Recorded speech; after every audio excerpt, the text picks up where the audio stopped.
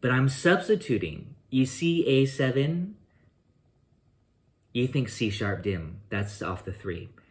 But when you look at it in comparison to the D minor, it's just a half step below. So that way it leads nicely. Here it is with chords. C sharp dim, D minor 6, C sharp dim, B flat 6. This is Dark Eyes. G minor 6, D minor 6. Guess what I'm gonna do here for the A7? Yep, C sharp dim. But I could even go E dim, D minor 6. So again, that's the beauty of the dim 7, is that it kind of gives you a lot of flexibility. The dominant chord, the 5 of A minor, that's when you diminish it. So you'll hear me say this quite often. I say diminish it. So from D minor 6, diminish it. One note changes. This is what I was saying. The 5 goes to the flat 5. And that's for the E7. There's that little chromatic lick. See, I went.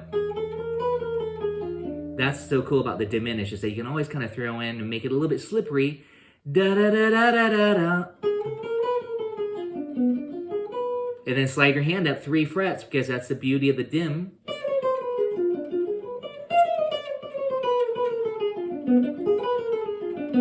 And that's all over E7. But in my mind, I'm thinking D dim 7, because we were just on the 4 chord, D minor,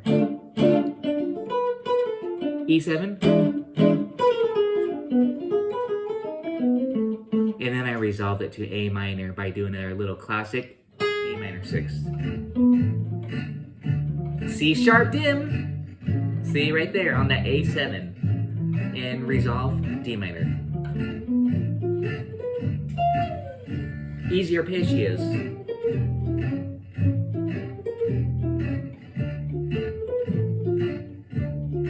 C sharp dim. Just say it to yourself.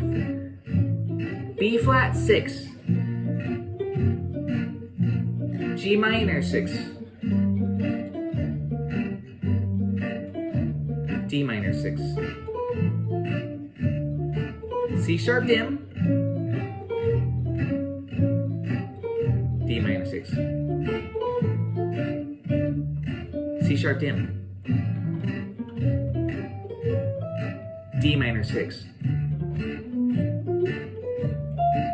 C sharp dim. B flat 6. G minor 6. D minor 6.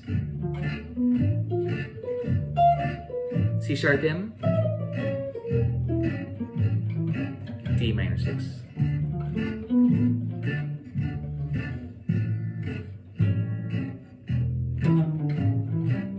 D minor 6. C sharp dim. B flat 6. G minor 6. D minor 6. C sharp dim.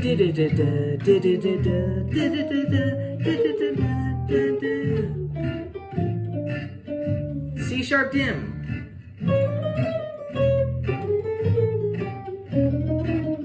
D minor 6. Again, C sharp dim.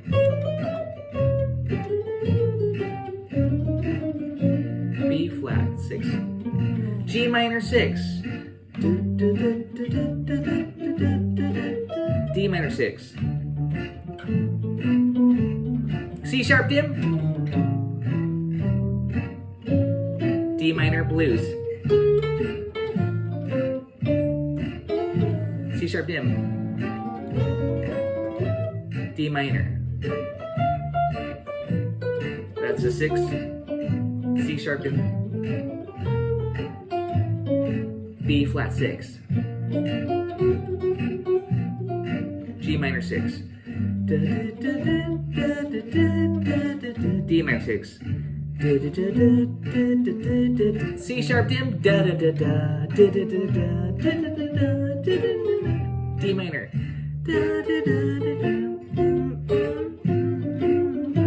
Diminish. D minor. C sharp dim. B flat major. I'm going to do just a triad. G minor 6. D minor 6. C sharp dim. D minor blues.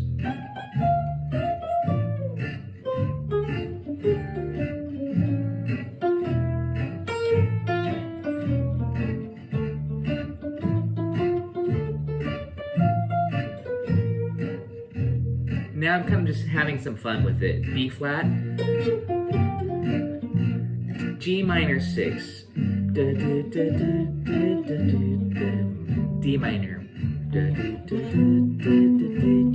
C sharp dim,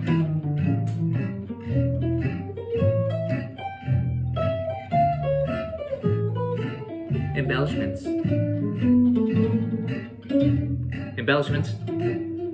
D minor. Here's that A7 right here. This. B flat. G minor right here. D minor. C sharp dim. D minor blues. Diminish. D minor.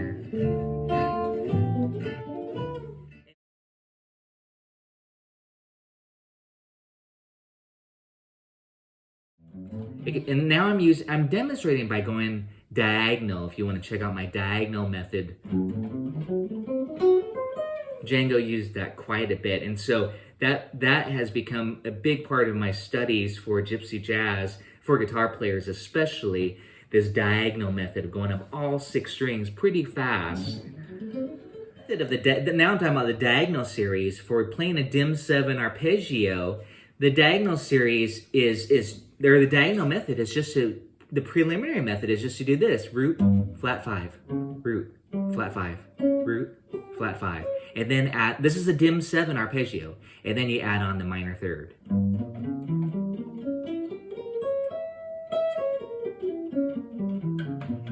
But I go through, as you already have seen some of my worksheets, I also say work on your minor 6. That's 1, flat 3, 5, 6, 1, flat 3, 5, 6. And this ties into some of these diagonal arpeggio methods.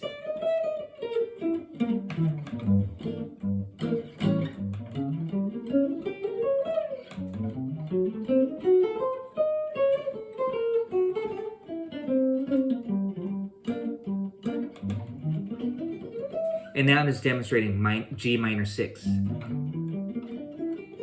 But I was playing Swing Gitan. Swing Gitan was a song that I was thinking. But again, what I would recommend, and I want you to take it through various songs. Again, that's why I'm passing out so many songs, because these to me are a good level, and they're all kind of, you can see these particular relationships. But even if you just focus on the main, bunch, minor swing, dark eyes. I like Swing Gitan in there, but minor swing, dark eyes, bossa dorado. We'll get to that next week. Just like a handful of simple swing and gypsy jazz songs. That's a great place to start. And right here, diminish it. And that was for the E7. So a kind of a neat thing that you'll discover is, if I'm on the 4 chord, as in minor swing, D minor is a 4 of A minor, I could just diminish it. So you end up playing D minor 6 first. If everybody could do this with me, please. Play D minor 6. Just 1 octave. The 1 octave method is what I call the easy arpeggios, because we're not blazing through all 6 strings or 3 octaves. It's just 1 octave. And yes, definitely be able to have mastery over 1 octave arpeggios. And I'm not even going to the octave, I'm just going to the 6. And that's over D minor. Here we go. and now it's face value.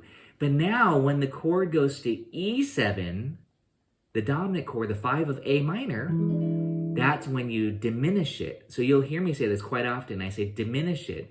So from D minor 6, diminish it. One note changes. This is what I was saying. The 5 goes to the flat 5. And that's for the E7. There's that little chromatic lick. See, I went... That's so cool about the diminish, is that you can always kind of throw in and make it a little bit slippery. Da-da-da-da-da-da-da. And then slide your hand up 3 frets, because that's the beauty of the dim.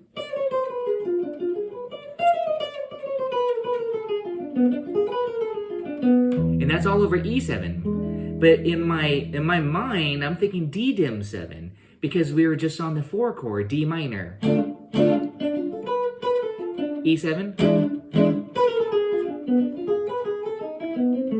And then I resolved it to A minor by doing our little classic.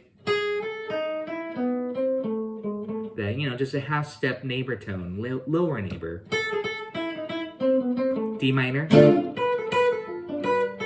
E7, D dim. A minor. I'm gonna do a blues lick. D minor. Diminish it. A minor, I'm gonna do the lower neighbor. Mona Lisa. D minor. D dim. A minor, blues. And again, that blues it's a feel-good thing. It feels good to resolve it to a blues. And now I'm just starting to mix and match these concepts we've been talking about, the triads, the embellishments, along with the easy arpeggios and the dim 7 sub. I didn't do any tritone sub, but I'll throw it in right here. D minor 6. Right here. A7.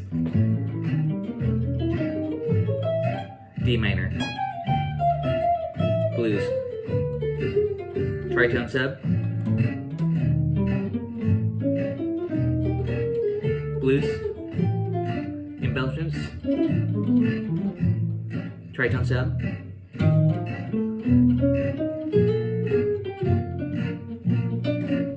Ending lick. I'll do that again.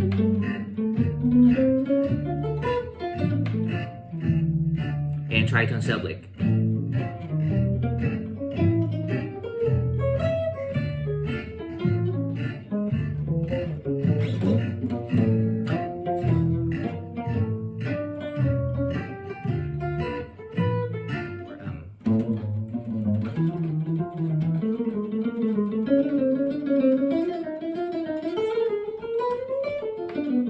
Or just maybe simpler.